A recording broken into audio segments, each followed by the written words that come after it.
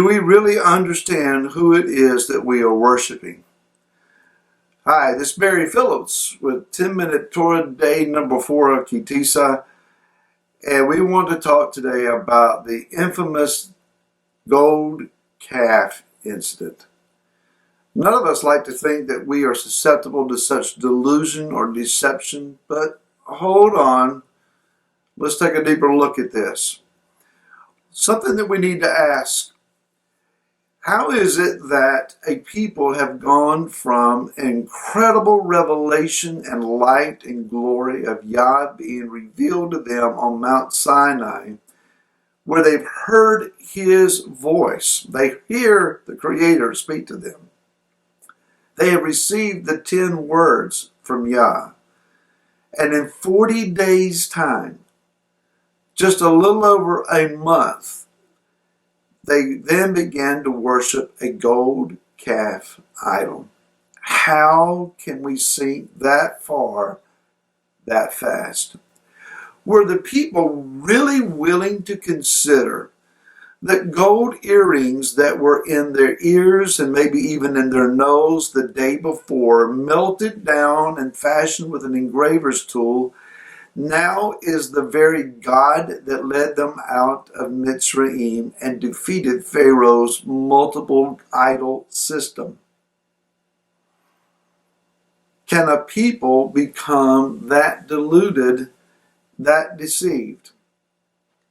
Could you and I become that deluded and that deceived? To answer these questions, the Jewish sages have come up with an explanation. It is the Erev Rav. It is an evil multitude, a mixed multitude of people who are not Hebrews, not Jews in their estimation, that have found themselves mixed in among Yah's people, who have never really gotten rid of their idolatry from Mitzrayim. They've always been idolaters. They have been secretly worshiping idols in their hearts all along. They've never really converted. They're only along for the ride, and it's all their fault. I don't know that that's true. Somehow, because we are Hebrews, Hebrew roots folks, Torah observant folks, every word or terminology or tag we put on ourselves, maybe we think that we've gone so far that we can't be deceived and that we can't be entered into idolatry by any means. I'd like to think that that was true. Moshe is up on Mount Sinai. He is speaking with Yah, and he's doing so through the very thinnest of smoky veils. The very creator of all the world and universe is just on the other side of a wisp of smoke. And Moshe is hearing his words, and the words are being recorded. And the instructions are very clear about how that they are to build the house of the Most High. All along, the people are losing heart. Moshe has gone too long. We don't know what has become of him. And there's a problem. The last time that Yah showed up in town, he was so overwhelming that we were afraid that we were going to die. So we asked Moshe to be the one to listen to the words of Elohim and then bring them back to us. If there is no Moshe, if somehow he has died up on the mountain and we don't know it, then we are left without a steering wheel. We have no one who knows the route. We have no one to tell us where to go. And we have no one to discern the voice of Elohim for us. We're in trouble. Their solution? Their solution may not be as far-fetched as we might think. They come up with the idea of a gold calf. Now, where did this idea come from? Scholars are very quick to point out that calf worship was common in Mitzrayim. After all, Jeroboam, many years later, also creates calves. And the 10 northern tribes of Samaria, also known as Ephraim, also known as the house of Israel. He put one in the south, he put one in the north, and he faced them one toward the other. Where did he get this idea? How is it that they come up with a calf idol? Well, let's look to the word. In the book of the Psalms, chapter number 18, if I can get there quick enough, it says in verse 10, speaking of Yahweh, and he rode upon a cherub and he flew upon the wings of the wind. Yah, this psalmist says, is flying upon a cherub. The cherubim are those creatures that Yehezkel sees in chapter number 1. These creatures have 4 faces, one of a man, one of a lion, one of an eagle, and one of an ox.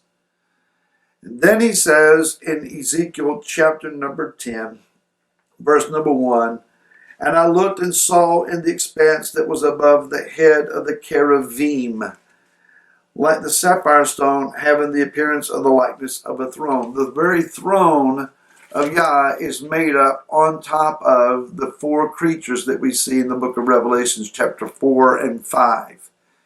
These 4-faced creatures are linked together, they move together, and they are fully synchronized together. They are the throne of the Most High. Then chapter 10 of Ezekiel down in verse number 14. And each one had 4 faces.